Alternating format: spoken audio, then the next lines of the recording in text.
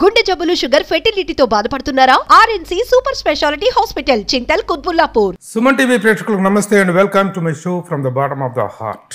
నా ఎదురుగా కూర్చున్న సెలబ్రిటీతో నాది దాదాపు 35 సంవత్సరాల పరిచయం, ప్రస్థానం, అద్భుతమైనటువంటి ఒక జర్నీ ఉంది నాకు. అయితే ఇన్ని సంవత్సరాల్లో నాకంటూ ఒక స్పెషల్ ఇంటర్వ్యూ ప్రత్యేకంగా కావాలని అడిగితే ఆయన ఎప్పటికప్పుడు దాటేస్తూనే వచ్చారు.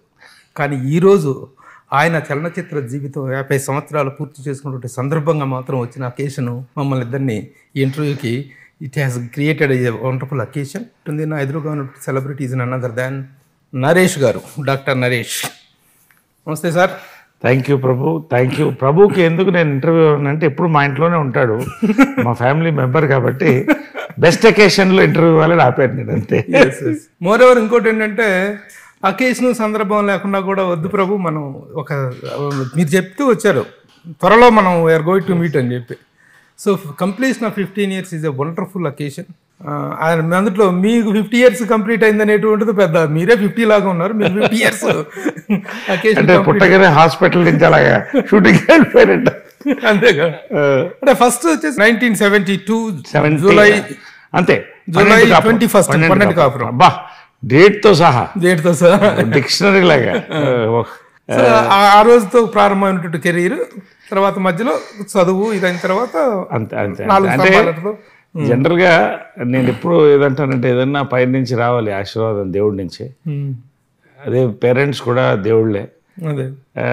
అయితే నాకు గమ్మత్తుగా ఏంటంటే 12 కాపురం ఇంకొక బాలనటుడు చేయాల్సిందే, ఆ రోజు సరిగ్గా చేయకపోతే లక్ష్మీ దీపక్ గారు వచ్చి ఈ అబ్బాయిని వేసేస్తే అయిపోద్దిగా విజయన్ గారు అబ్బాయిని అంటే, నేను వెంటనే త్వరగా తీసేయండి, మా అమ్మ ఊళ్ళో లేదు, వచ్చే లోపల తీసేయండి, నన్ను రానివద్దు, మళ్ళీ షూటింగ్కి చెడతాడంటే నవ్వి మధ్యాహ్నమే షూటింగ్ పెట్టేశారు. అది విజయన్ గారి కాంబినేషన్ లేదు కదా దాంట్లో, తర్వాత జాయిన్ అవుతుంది.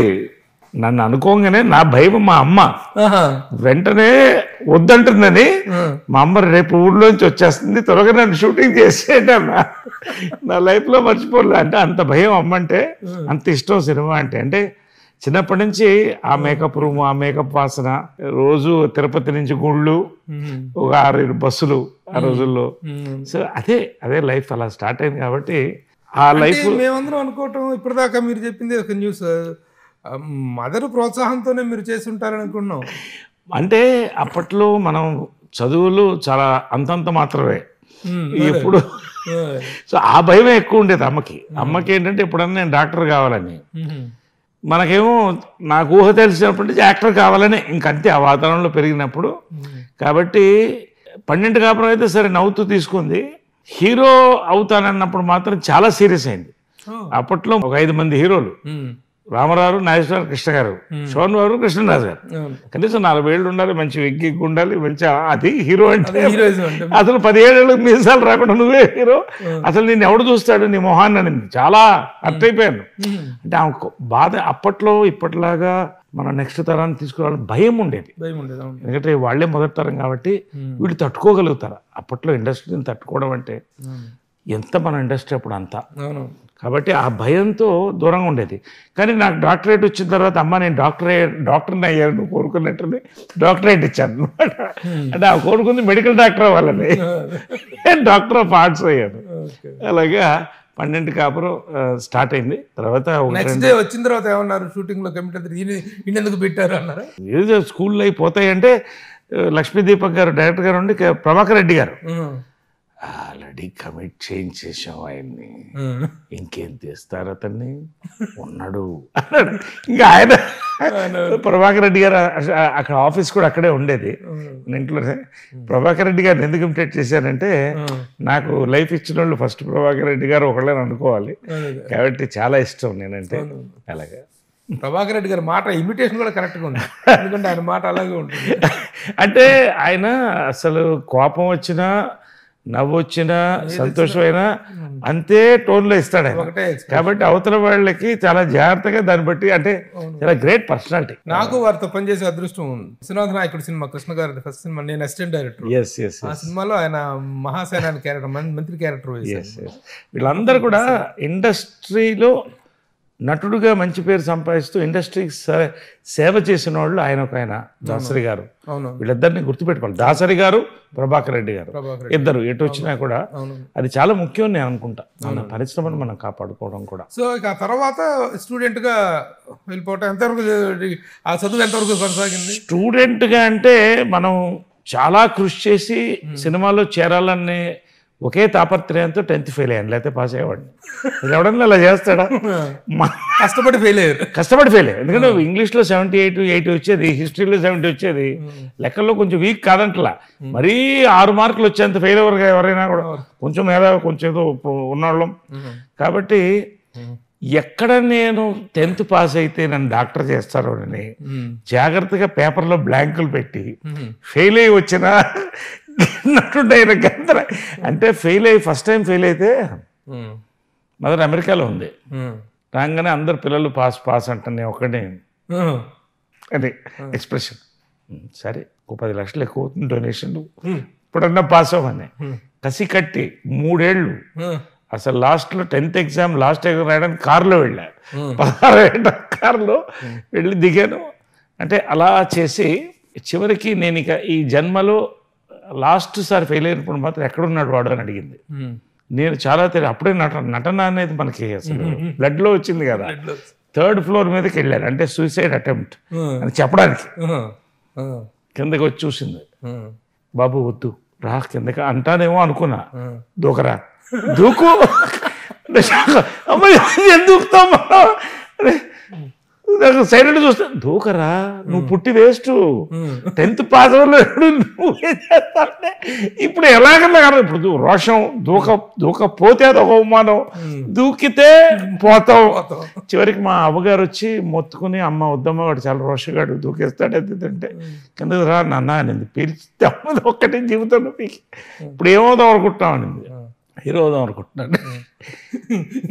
అసలు నీ ఫేస్కి ఎవడన్నా హీరో ఇస్తాడా నీకు ఆలోచించుడు, నీకు మీసాలే రాలేదు ఇంకా, నీకు నువ్వు బాగుపడవు అని. అప్పుడు సరే ఏదో కానీ అని డాన్స్ నేర్పించడం మొదలెట్టింది. డాన్స్ తర్వాత కొంత వరప్రసాద్ వచ్చి యాక్టింగ్ స్కూల్స్ లేవు అప్పుడు. అలాగా బలవంతపు రంగ ప్రవేశం అనమాట. మరి ఇంట్రెస్ట్ ఉన్నప్పుడు దానికని ఇంట్రెస్ట్కి వెళ్ళాలి కదా మీరు.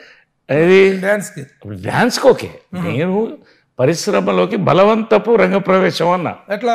అంతే కదా, వద్దని కదా నేను కావాలని వద్దని. సో అలాగే ఇంకంటే ఇంకా డిసైడ్ అయ్యి సీతాకోకచిలుక చేయాల్సింది. అప్పట్లో భారతి రాజా గారు కార్తిక్ టమిలియన్ అతను తమిళ ఆర్టిస్ట్, అతను ప్రోత్సహించడంతో చాలా డిప్రెస్ అయితే లవ్ స్టోరీ రైట్స్ కృష్ణ గారు అప్పుడప్పుడు రాజేంద్ర కుమార్కి మాట్లాడి మా నరేష్ చేయాలనుకుంటే లవ్ స్టోరీ సూపర్ హిట్ అవుతాం రాజేంద్ర కుమార్ అబ్బాయి. ఆ రైట్స్ కొని మనం ప్రారంభించడం, జంజాల గారు అను నవతా కృష్ణరాజు గారు రావడం, మాకు అవకాశం ఇవ్వండి మేము నరేష్ని పరిచయం చేస్తా ఉన్నాం. చూడండి ఎట్లా తిరుగుతుందంటే సినిమా ప్రతి మెతుకు మీద మన పేరు రాసి పెట్టినట్టే ప్రతి ఫ్రేమ్ మీద కూడా మన పేరు రాసి పెట్టి ఉంటుంది. 4 స్తంభాల ఆట మదర్ అంత పెద్ద డైరెక్టర్ అండి. ఆమె గొప్పతనం ఏంటంటే ఒక బయట డైరెక్టర్ వచ్చి అడిగినప్పుడు నేను ఆపుతానని సినిమా ఆపడం, 4 స్తంభాల ఆట చేయడం, అదొక ఎక్స్పీరియన్స్ జంజాల గారితో. అలా నా బండికి 2 చక్రాలు జంజాల గారు, విజయనిర్మల గారు, హ్యాండిల్ బార్ కృష్ణ గారు, వీళ్ళు ముగ్గురు నడిపిస్తారు.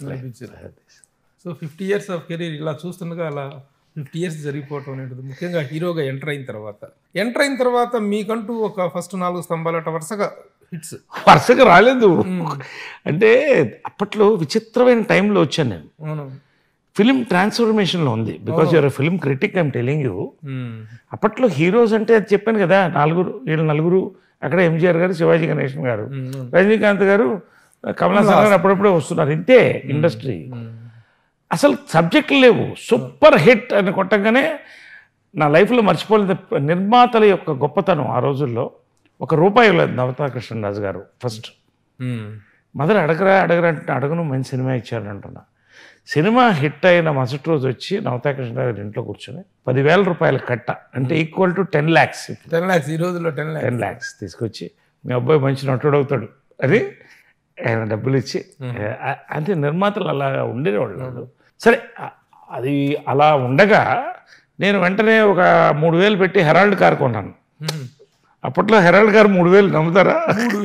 3,000 1900 పెట్టి సెకండ్ హ్యాండ్ ఏసీ కొన్నాను. కారు కొత్తదే, కారు కూడా సెకండ్ హ్యాండ్. అంటే అప్పుడు అంతే ఉండేవి, ఫస్ట్ హ్యాండ్ కార్స్ ఉండేవి కావు. అంతా దాన్ని కొత్తగా చేయించుకుని ఒక 5,000 బ్యాంకులో పెట్టుకుని పార్టీంగ్ వాటికి. సినిమాలు రావు, సినిమాలు ఎందుకు రావు నాకు అర్థం కావట్లేదు. తర్వాత ఎవరో చెప్పారు అసలు మీకు సబ్జెక్టులు ఎక్కడ ఉన్నాయా మీ వయసుకి అన్నారు. అలాగా పెక్యులియర్ ట్రాన్స్ఫర్మేషన్ పీరియడ్. కానీ నేను థ్యాంక్స్ చెప్పాల్సింది ప్రధానంగా జంజాల గారికి, విజయన్మల గారికి.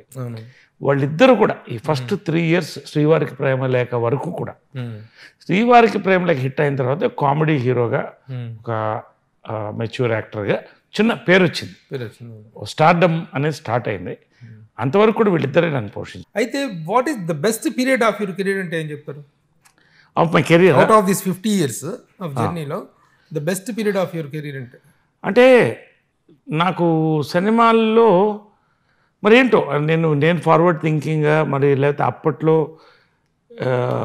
ఆడియన్స్లో ఇంకా ఎంత సినిమాటిక్ ఇంటెలిజెన్స్ రాలేదా, ఎప్పుడు కూడా గ్రాఫ్ పడి లేస్తుండేది నా సెలెక్షన్స్ అలా ఉండేది. ఇప్పుడు సక్సెస్ అయితే అంతే, సక్సెస్ అయితే ఫ్లాప్ అయితే అంతే అయ్యేది. చాలా ఎక్స్పెరిమెంట్కి వెళ్ళి అదృష్టం, జయసుధ ప్రొడక్షన్, హలో డార్లింగ్, అద్భుతమైన సినిమాలు. కానీ అది జనాల్లోకి వెళ్ళలేదు. బహుశా నా ఏజ్ కావచ్చు, కానీ ఒక రకమైన డిప్రెషన్లో కూడా వెళ్ళాను నేను. అంటే నేను ఇంకా హీరోగా సరిపోనేమో, నా సినిమాలు ఆడలేదు.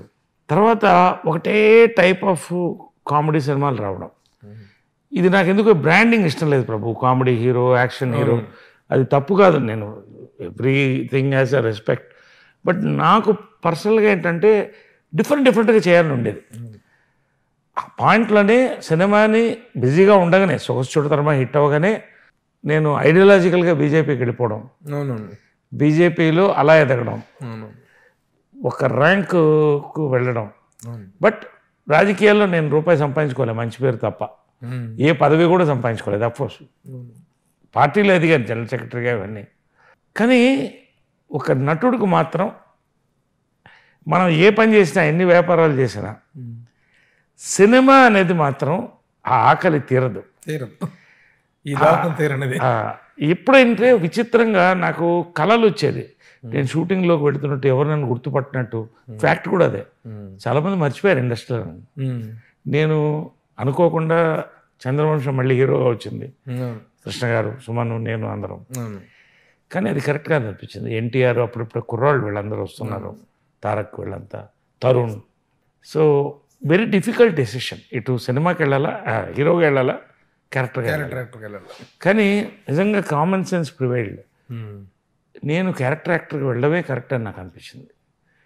ఎందుకంటే ఎన్నో పాత్రలు చేయాలని ఉంది, ఆ ఛాన్సెస్ ఉన్నాయి.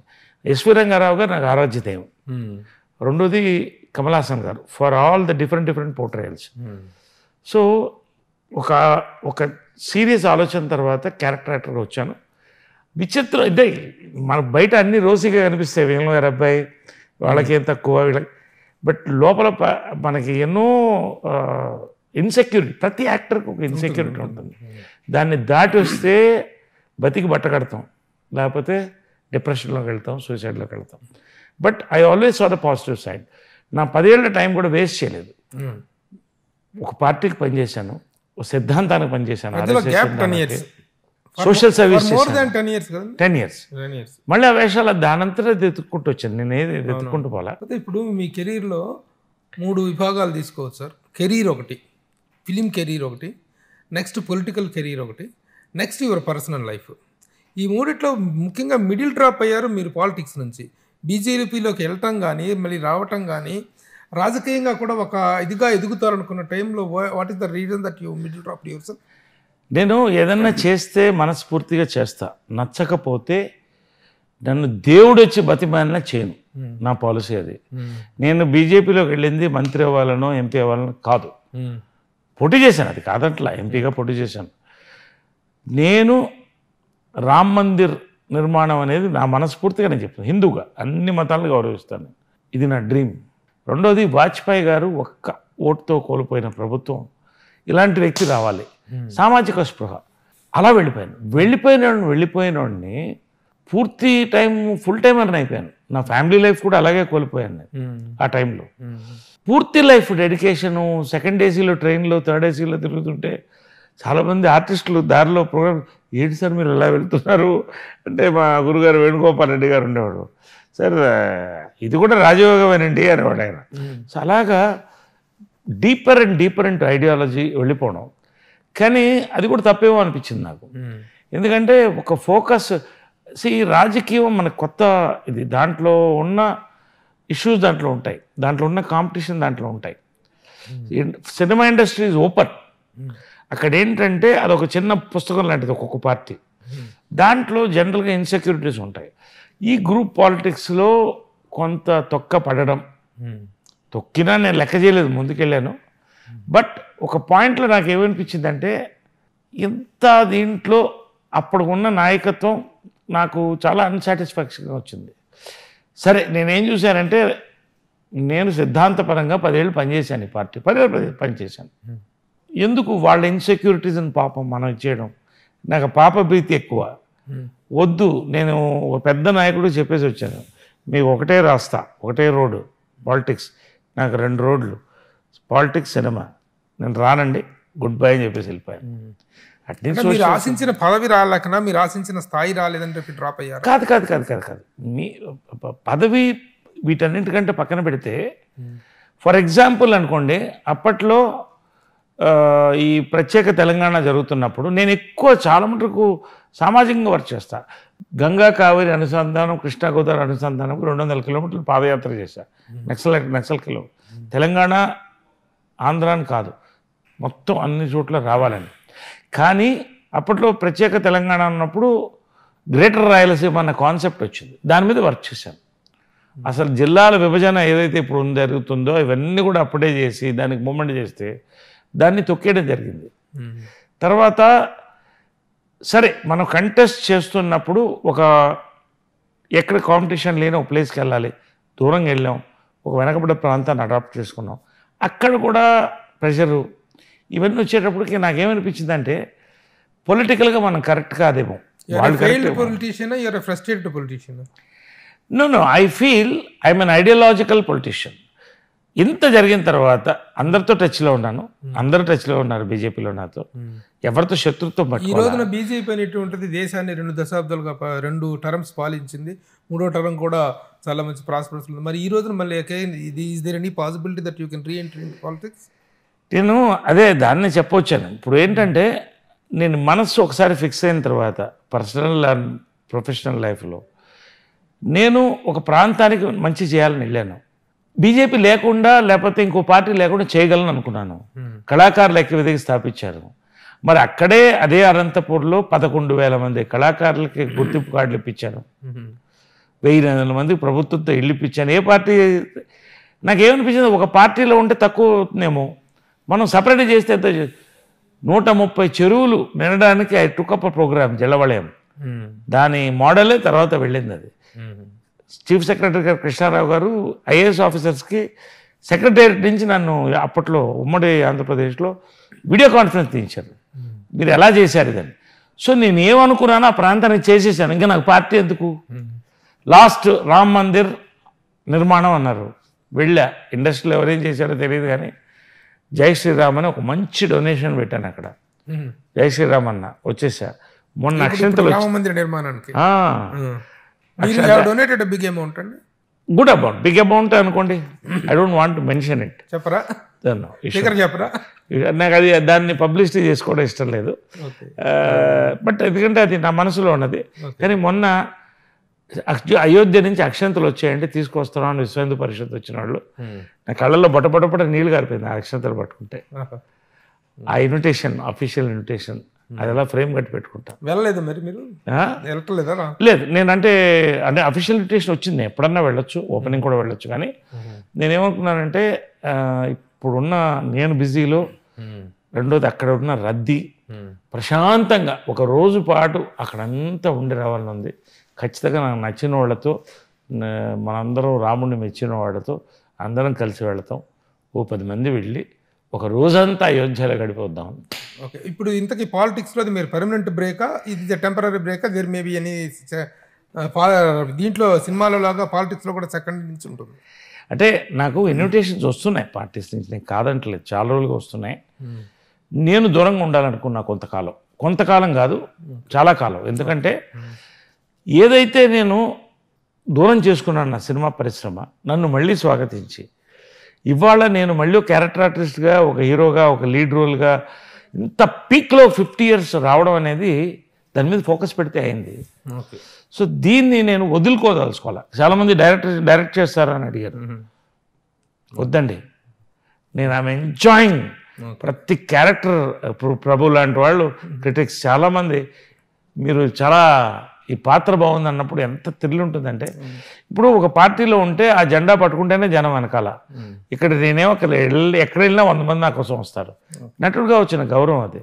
కాబట్టి అక్కినేని నాగేశ్వర్ లాంటి వాళ్ళు కూడా ఎక్కడ రాజకీయంలో లేకుండానే ఆయన అంత అభిమానం. శోభన్ బాబు గారు చాలామంది ఉన్నారు. కాబట్టి ఆ లైన్లో పోయి సినిమా ఒక నటుడుగా నేను ఈ సక్సెస్ని I want enjoy another 10 years 15 years what ever. నా ఆఖరి శ్వాస ఆ షూటింగ్లో పోవాలని ఆశ. ఓకే సార్, ఇక పర్సనల్ లైఫ్కి వచ్చినట్టయితే పర్సనల్గా కూడా మీది ఒక సెన్సేషనల్ లైఫ్. 3 పెళ్ళిళ్ళు చేసుకున్నారు. ఇప్పుడు పవిత్ర లోకేష్ గారితో ఉంటున్నారు మీరు. ఎందుకు, what is the reason that you ఇప్పుడు కెరీర్లో బ్రేక్లు వచ్చినాయి అంటే, కెరీర్లో innings, second innings, third innings start అయినాయి అంటే ఓకే. పర్సనల్ లైఫ్లో కూడా what is the reason that ఈ ఇన్నింగ్స్ ఎందుకు అంటే ఏం చెప్తారు? ఇప్పుడు నేను ఒకటి అడగనా, నేను ఒక్కడనేనా దాంట్లో ఉన్నాను ఆ కేటగిరీలో?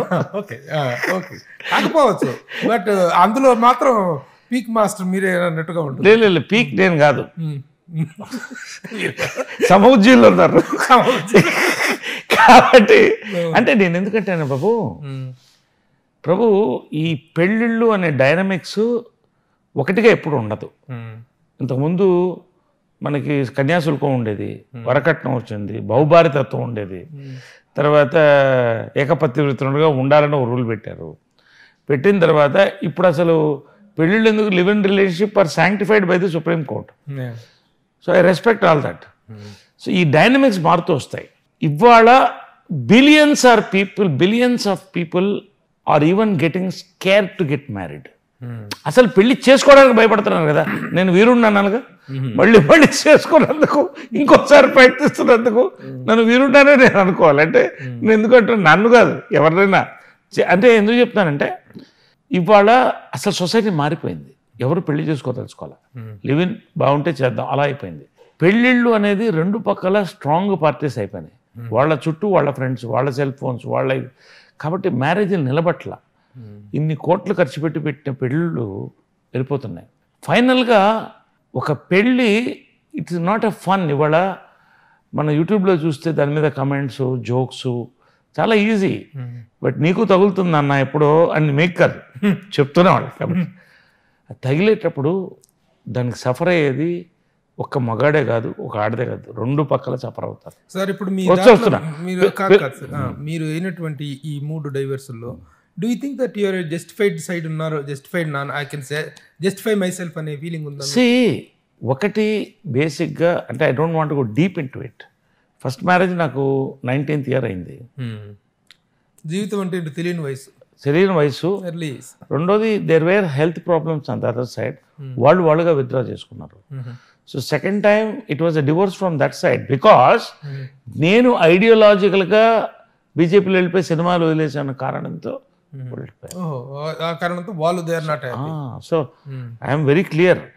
మూడోది నేను ఐ డోంట్ వాంట్ ప్రభు కాబట్టి మాట్లాడుతున్నాను. నేను క్లియర్గా ఏం చెప్తున్నానంటే ఒక పెళ్లి చేసుకున్నప్పుడు చాలా ఒక డ్రీమ్స్తో చేసుకుంటాం. ఏదో పెళ్ళి చేసుకున్నా ఈజీ కాదు కదా, డైవోర్స్లో అంతే కష్టం మళ్ళీ. బట్ కంపాషబిలిటీ లేనప్పుడు నేను వాళ్ళు తప్పు నేను తప్పు ఇవి చెప్పదలుచుకోవాలి. Nobody can justify. Don't want to blame anybody. I don't want to blame anybody.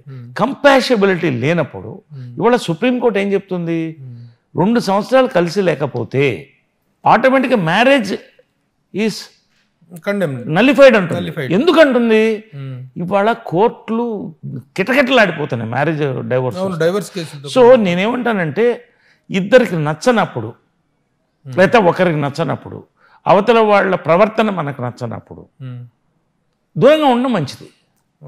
Court will take a decision. కాబట్టి జస్టిఫికేషన్ అనేది ఎవరు ఇంతవరకు ఇవ్వగలం, నా వరకు ఇదే జస్టిఫికేషన్. బట్ ఫైనల్గా ప్రభు ఒకటే కోరేది, ఇప్పుడు నేను హ్యాపీగా డివోర్స్ తీసుకుని I can enjoy my life as a bachelor. ప్రపంచం అంతా తిరగచ్చు, దుమ్ము లేపచ్చు. కాదు, ఒక మనిషికి కంపానియన్ ఎప్పుడు కావాలంటే 40s 50s తర్వాతే కావాలి. Okay, what ever it is. ఇప్పుడు ఈ ఇష్యూ తనతోటి మొత్తం నల్లిఫై అయిపోయిందా? Court case legally on, it should be done whenever the legal. అందరూ అంటాం ఇప్పుడు నరేష్ దగ్గర బోల్ డబ్బులు ఉన్నాయి, విజయరామరావు గారు చాలా చాలా చాలా కోట్ల రూపాయల ఆస్తులు ఇచ్చి వెళ్ళారు, ఏదో చేసి సెటిల్ చేసుకుని పడిన ఇంత న్యూసెన్స్ చేసుకోవాల్సిన అవసరం ఏంటి అనేటువంటి సలహాపూర్వకమైనటువంటి ఆలోచన ఇస్తున్నారు మీకు. ఎందుకు మీరు ఆ విషయంలో మనీ మ్యాటర్స్ అయితే తెగ్గొట్టుకోవచ్చుగా అనేటువంటిది ఒకటి ఉంది, ఏం చెప్తారు? మనీ మ్యాటర్స్ తెగ్గొట్టుకోవచ్చు, కానీ ఒకటేంటంటే రెండు పక్క నుంచి ఆ ఉద్దేశం ఉండాలి. రెండోది ఏంటంటే చిల్డ్రన్స్ లైఫ్ అక్కడ వస్తుంది లాక్. సో అక్కడ లాక్ అయింది, ఆ సెటిల్మెంట్స్ అవ్వాలి. సెటిల్మెంట్ అయితే okay, it will be okay. Okay, పోతే నెక్స్ట్ మీ మూడు పెళ్ళిళ్ళు అయిపోయినాయి. మీ పెద్ద అబ్బాయి నవీన్ పెళ్ళి ఎప్పుడు చేస్తున్నారు?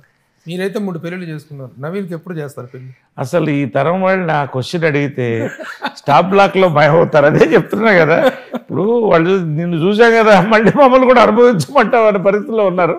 నేను నవీన్కి ఒకటే చెప్తాను, నేను ఇవాళ అదే చెప్తున్నాను ప్రభు. ఇప్పుడు నేను పెద్దవాళ్ళు అడ్వైస్ తీసుకుని నాకు కావాల్సింది చేసేవాడిని. ఇప్పుడు అడ్వైజులు తీసుకునే వాళ్ళు ఎవరు లేరు, పిల్లలు. వాళ్ళ బట్టి మనం వెళ్ళాలి. నవీన్కి నేను కోరేది ఏంటంటే, ఇవాళ అతను హీరో నుంచి నేను డైరెక్టర్ కావాలనుకున్నాడు. సాయిధరం తేజ్ లాంటి మంచి ఫ్రెండ్స్ ఉన్నారు, మంచి షార్ట్ ఫిల్మ్ తీశాడు, 6 అవార్డ్స్ వచ్చాయి ఇంటర్నేషనల్. రేపు నెక్స్ట్ పెద్ద ప్రాజెక్ట్ చేయాలనుకుంటున్నాడు. ఐఎమ్ గైడింగ్ హిమ్, అంతే నా బాధ్యత. అమ్మాయి చెంది పిల్లలకి మనవాళ్ళకి ట్రాన్స్ఫర్ చేసి నేను వెళ్ళాలి, నేను నాకు సంపాదించుకుంటున్నా. నవీన్ పెళ్ళి అంటారా, పెళ్ళి బలవంతపు పెళ్ళిళ్ళు అసలు పెళ్ళిళ్ళే జరగట్లేదు. బలవంతంగా మనం పెళ్లి చేసే లెవెల్లో లేము. కాబట్టి let him choose his own thing. I want him to focus on the career right now. ఇప్పుడు పెళ్లి కాదు ప్రభు, మగవాడికి ఆడదానికి కెరియర్ ఇప్పుడు ఇంపార్టెంట్ అవుతుంది. పెళ్లి సెకండరీ, కెరియర్ అనేది లైఫ్లో అతను సెటిల్ అవ్వాలి. నాకు how is the living relationship presently with Pavitra Lokesh and how you people are enjoying the life? Enjoying అంటే మీనింగ్ తోడు. ఇద్దరు, తను బిజీగానే ఉంది ఆర్టిస్ట్గా, నేను బిజీగా ఉన్నాను. పీస్ ఆఫ్ మైండ్ కావాలి ఫస్ట్. వెన్ ఇద్దరు కలిసి ఉన్నప్పుడు నువ్వు గంటలు మాట్లాడక్కర్లేదు, ఇద్దరు కామ్గా కూర్చున్నా ఆ ఇద్దరిలో పీస్ కావాలి. ఆ పీస్ ఉంది, వీఆర్ హ్యాపీ. ఇంకా భవిష్యత్తు ఉంది, వీఆర్ స్టిల్ యంగ్. ఇవాళ యునైటెడ్ నేషన్స్ ప్రకారం, వరల్డ్ హెల్త్ ఆర్గనైజేషన్ ప్రకారం 60 you are young, 70 you are middle age, 80 is old age. అంతే. ఇప్పుడు so you are young, I'm young కదా, looking also young, looking and feeling young, feeling also. కాబట్టి బహుశా ఇంక పెళ్ళన్నీ కూడా 40-50 ఏళ్ళకే జరుగుతాయేమో నేను అనుకుంటున్నాను. So that we're very happy and we intent to be happy. ఎందుకంటే రెండు పక్కల వేరే ఉద్దేశాలు లేవు, ఎవరు డబ్బుల కోసమో లేకపోతే ఏదో. అసలు విజయ నిర్మల గారు నరేష్ గారికి కోట్ల రూపాయల ప్రాపర్టీ ఇచ్చేలాడు, తను ఆర్టిస్ట్గా బ్రహ్మాండంగా సంపాదించుకున్నాడు, వెల్లాఫ్ కోట్ల రూపాయలు ఉంది. అసలు పవిత్ర లోకేష్ డబ్బుల కోసమే నరేష్ని ట్రాప్ చేసింది అనేటువంటి ఒక ఇది ఉంది. దానికి ఒక ఘాటైన సమాధానం, సరైన సమాధానం చెప్పగలరా? ఇప్పుడు డబ్బుల కోసం పవిత్ర లోకేష్ గారి డాటర్, ఆయన ఒక ప్రముఖ నటుడు, వాళ్ళ ప్రాపర్టీస్ బాగా ఉన్నాయి. వాళ్ళ డబ్బుల కోసం నేను కూడా పోవచ్చుగా. కాబట్టి డబ్బులు అనేది కానే కాదు, సెకండ్ లాస్ట్ క్యారెక్టర్. మా అమ్మని చూశాను నేను పవిత్రలో. ప్రేమ కానీ, ధైర్యం చెప్పడం కానీ, కృష్ణ గారు చెప్పినట్టు వంటలు కానీ చాలా ముఖ్యం. అమ్మ నిజంగా తోడు, ఎక్కడ ఫారిన్ వరల్డ్ వైడ్ వెళ్ళినా నాకు వండి పెడుతుంది. సో అమ్మని చూశాను. కాబట్టి ఇంకా డబ్బు అనేది రెండు పక్కల రాదు, ఇంకా అంతే, అవసరం లేనంత డబ్బు. ఈ విషయం రహస్యం ఒకటి చెప్పేస్తే మన ఇంటర్వ్యూ క్లోజ్. చెప్పండి. నరేష్ ఇండస్ట్రీలో one of the richest actor, richest person industry అని చెప్పేసి అంటారు. నిజమైన ఎంతవరకు, what is the worth of Naresh అంటే ఏం చెప్తారు? అంటే ఒకటి ప్రభు, అమ్మగారు కానీ కృష్ణ గారు కానీ నేను కానీ ఎప్పుడు డబ్బులు వెనుక వెళ్ళలేదు. మాకున్నది పరిశ్రమ కోసం ఖర్చు పెట్టాం, సర్వీస్ కోసం ఖర్చు పెట్టాం. మా అందరికీ కూడా రేపేంటన్న క్వశ్చన్ మార్క్ వచ్చిన రోజులు కూడా ఉన్నాయి. ఎస్, దేవుడు అనుగ్రహించాడు. ఇవాళ ప్రాపర్టీస్లో yes I'm a billionaire, no doubt. దాంట్లో అమ్మ యొక్క బ్లెస్సింగ్స్ ఎక్కువగా ఉంది. Today as a busiest character actor and thing I'm earning in crores. Tax కడుతుంటాను. సో ఇంకొక 3 తరాలు 4 తరాలకు ఆలోచించాల్సిన అవసరం లేదు. నెట్ వర్త్ అంటే నాకు జోక్ ఏమొస్తుందంటే ఈ మధ్యన నెట్ వర్త్ అని ఒకటి వేస్తున్నారు.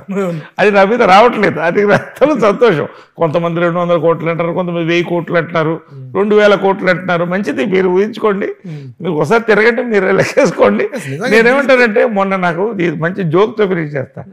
ఆలీది ఒక నెట్ వర్త్ వేశారు, పెద్ద ప్యాలెస్. ఎంత ఉందంటే అది మన వైట్ హౌస్ అంత ఉంది. దాని ముందు 2 పోర్ష్ కార్ లాగుంది. వేసి ఆలీది వేశారు. ఫోన్ చేసి ఆలికి ఏంటో నాకు చెప్పాలి కదా, పోర్ష్ కార్ నాకు సార్ ఎవరో ఏదో చేస్తారు సార్, అది ఏంటో సార్ ఆ ఇల్లు నాకు అర్థం కాదు అంటే అలా అయిపోయింది. ఇవాళ నెట్ వర్త్ అంటే I don't look at money as life. లైఫ్లో మనీ ఉండాలి, బట్ మనీ కోసం లైఫ్ కాదని నేను అనుకుంటా. I'm a billionaire, no doubt. అంతవరకు not a millionaire, I'm a billionaire అంతవరకు చెప్పొచ్చు. ట్యాక్స్ కడుతున్నాను, ప్రతి రూపాయి ట్యాక్స్ కడతాను, perfect tax payer, GST perfect కడతాను. I'm very happy. అది నేనేం చేసుకుంటాను. ఇప్పుడు నేనేమంటాను ప్రభు, ఫైనల్గా ఆ రోజులు ఏమనేవాడంటే 1,00,000 రూపాయలు ఉంటే లైఫ్ అయిపోయేది, 1,00,00,000 రూపాయలు ఉంటే లైఫ్ సెటిల్డ్. ఇవాళ 10 కోట్లు ఉంటే చాలు అనేది వచ్చింది. ఇది మారుతూనే వస్తుంది. ఇప్పుడు 10 కోట్ల తర్వాత ఎంత ఉన్నది ఎక్స్ట్రానే. నా పిల్లలకి నేను ఇచ్చిపోవాల్సిందే తప్ప ఎత్తుకుపోలేను. చూస్తున్నా ఒకళ్ళు పోతున్నారు అందరూ. కాబట్టి నాకున్నంతకాలం మా సభ్యులకి ఏం కావాలో నేను చేస్తున్నా, కళాకారులకి ఏం కావాలో నేను చేస్తున్నా. దేనికి పబ్లిసిటీ అలాంటి వాటికి నేను కోరుకోను కాబట్టి నేను చెప్పట్లేదు. కాబట్టి ఫిలంథ్రఫీకి మంచిగా నేను ఏం చేయాలో చేస్తున్నా. And I'm enjoying my life. I want to travel the world. I will see the world. That is my destination. Good tourist, world touring. ఇప్పటికి 14 కంట్రీస్ అయిపోయినాయి. ఇంకొక 15-16 కంట్రీస్ చేస్తే 30 countries. This is my dream. ఇంతకంటే లేదు dream. Okay. అదే కృష్ణ గారు వారు నిష్క్రమించిన తర్వాత మీ ఫ్యామిలీ రిలేషన్స్ ఎలా ఉన్నాయి? మహేష్ బాబుతో మీకున్నటువంటి ఇదేంటి, ఎలాంటి జర్నీ ఉంటుంది మీకు? ఇది ఒక బ్యూటిఫుల్ ఫ్యామిలీ స్టోరీ. 2 ఫ్యామిలీలు కలిసాయి, వాళ్ళు కలిపారు. వాళ్ళు మంచివాళ్ళు. ఆ మంచితనాన్ని అందరికి ఇచ్చారు, పంచారు. అందరినీ కలిపి వాళ్ళు తీసుకెళ్లారు. ఇంద్రాంటి గారు చనిపోయినప్పుడు 11వ రోజు ఫంక్షన్ అవుతుంటే నేను ఎక్కడో ఫంక్షన్ నుంచి వస్తాను, లేట్ అయిపోయింది ట్రాఫిక్లో. కృష్ణ గారు ఫోన్ చేయలేదు, వెయిట్ చేస్తున్నారని మా సిస్టర్స్ ఫోన్ చేశారు అండ్ డాటర్స్. నా కళ్ళలో గిర్ర నీళ్ళు తిరిగింది. నాన్నగారు వెయిట్ చేస్తున్నారు, ఇంకా మీకోసం రాలేదు. అసలు రక్త సంబంధాల్లోనే కొట్టుకు చచ్చిపోయేవాళ్ళు ఈ రోజున ఆస్తుల కోసం. వాళ్ళు నీట్గా ఎవరికి ఏం చేయాలో వాళ్ళు చేశారు. రెండోది, వాళ్ళు డబ్బులు ఇవ్వలే కాదు, కెరియర్స్ ఇచ్చారు. ఎవరి కెరియర్స్ వాళ్ళకు ఉన్నాయి. ఒకరికొకరు తోడుగా ఎప్పుడూ ఉంటాం. మేమందరం ఒక ఫ్యామిలీ. అలా చెప్పెళ్ళారు. లాస్ట్ రోజు దాకా అలాగే ఉన్నాం. తర్వాత కూడా మరింత బలపడ్డాం. ఒక ఫ్యామిలీగా వీఆర్ ట్రావెలింగ్ టుగెదర్. చాలా డీప్ బాండింగ్ ఉంది. నేను చెప్తున్నా, ఒక బ్రదర్గా నేను వాళ్ళ మీద ఈగా వాళ్తే నేను వదిలిపెట్టను. మహేష్ బాబు గారు మీ కాంబినేషన్లో సినిమాలు, ఇప్పుడు మీరు క్యారెక్టర్గా టర్న్ అయ్యారు, తను హీరోగా ఒక రైజింగ్లో ఉన్నారు. అలాగే మీ కృష్ణ గారి పద్మాలయ కాంపౌండ్ అంతా బిజీగా ఉంది. మీరు ఆ సినిమాల్లో ఎక్కువగా చేయట్లేదు, బయట సినిమాలు చేస్తున్నారు. ఇప్పుడు ఒకటి చెప్పనా, మహేష్ బ్రహ్మోత్సవం కలిసి చేశాం కదా. ఇన్ఫ్యాక్ట్ నేను చేయాల్సిన క్యారెక్టర్ కాదు అది. అది మహేష్ ఉన్నాడని నన్ను అడిగారని చేశాను నేను, అంతే. లేకపోతే నేను చేయాల్సిన క్యారెక్టర్ కాదు. Just to do 1 film together. Mahesh సంవత్సరానికి 2 సంవత్సరాలకు సినిమా చేస్తారు. ఆ మహేష్ తర్వాత కాస్టింగ్లో ఎక్కువ ఇన్వాల్వ్ అవ్వడు. ఆయన సినిమా, ఆయన ఫోకస్ అంతవరకు ఆయన చూస్తాడు. Directors will decide. క్యారెక్టర్ కుదరాలి. ఇప్పుడు నాకు చెప్పినా కూడా నేను చాలా సినిమాలు వదిలేశాను. అవును. ఒక స్థాయి హీరోలది కూడా. అంటే చేయకూడదని కాదు, నా క్యారెక్టర్ నాకు నచ్చాలి కదా, నేను ఆ స్టేజ్లో ఉన్నాను ఇవాళ. సో మేము ఎప్పటికప్పుడు కలుసుకుంటూనే ఉన్నాం. మొన్న కూడా కలుసుకున్నాం కృష్ణ గారు 1 year దానికి, కానప్పుడు కూడా కలుసుకుంటుంటాం. We share our good emotions and happiness and sadness. So ఆ బాండింగ్ ఎప్పుడు ఉంటుంది, దట్ ఈస్ ఇంపార్టెంట్. కానీ ఇవాళ అన్ని సినిమాల్లో నేను చేసే పరిస్థితి కూడా నేను లేను కదా. అవునవును, ఒక కాంబినేషన్ వస్తుంది. Anyhow wonderful journey of 50 years sir. Really మీతో నాకున్న వ్యక్తిగత అనుబంధం దృష్ట్యా కావచ్చు, ఇండస్ట్రీలో మీకున్న స్టేచర్ దృష్ట్యా కావచ్చు, feeling this occasion as a very prestigious to share the screen with you, interview with you. Thank you Prabhu. ప్రభుతో ఇంటర్వ్యూ చేయాలని ప్రతిసారి సుమన్ టీవీలో చూస్తుంటాను నేను. చేయాలని ఉంటుంది, ఊరుతుంటుంది, నోరు ఊరుతుంటుంది మాట్లాడాలని. కానీ ఒక మంచి అకేషన్, నేను అదే చెప్పాను, ఒక మంచి అకేషన్లో చేద్దాం. జనరల్గా అప్ అండ్ డౌన్స్ ఉంటాయి, ఇష్యూస్ ఉంటాయి. ఆ టైంలో ఏమవుతుందంటే, ఇప్పుడు ఒక చక్కటి ఇంటర్వ్యూ, నా లైఫ్లో మర్చిపోలేని ఇంటర్వ్యూ ప్రభుతో సుమన్ టీవీకి చేశాను. So I'm very thankful to Suman TV, Prabhu especially my brother. Thank you sir. నమస్తే.